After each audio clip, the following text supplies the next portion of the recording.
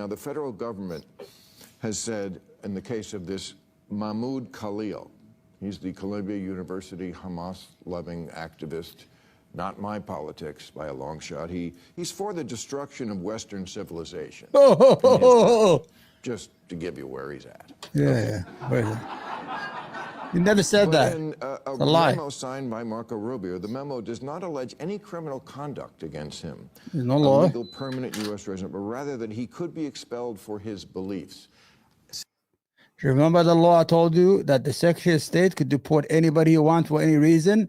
That they're using the same law that they used to use against the Jews in 1950 to deport Muslim students.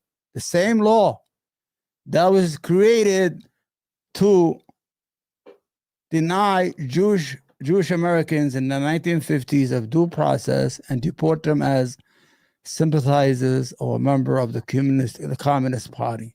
Same law, same thing, different day. Go ahead.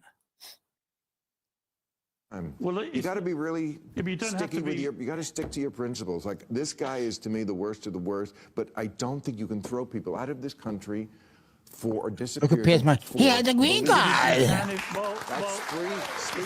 It's more complicated. It's more complicated because, well, it is because he's not a U.S. citizen. He's on a green. Well, hang on. Let me just give my view. You can. The First Amendment applies to everyone. You can educate me when I finish. I will. This is the problem. Piers Morgan is from a place where they fucking still suck the king's dick. Excuse my language. You know, they give oral job to King Charles. We are from the United States. That's the difference between us and us. The U.S. Constitution guarantees everybody freedom of speech. Even visitors who are here on vacation could fucking talk out of their ass as long as they don't harm nobody.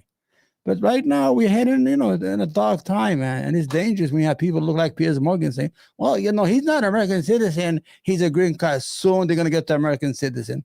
You didn't hear the president says that if any violent Americans commit crime, he's going to deport them to El Salvador, or what is it? Is it Guatemala or El Salvador, to put them in jail over there? Yeah, let's see what you got to say there, Piers. So this guy, Mahmoud Khalil, he is in the country on a green card. Came in, I think, in 2022. And by the criteria of that, the Secretary of State has absolute power to remove somebody who's in the country on a green card, even if they haven't committed a crime, if he believes they present a threat to national security, to the security of the United States.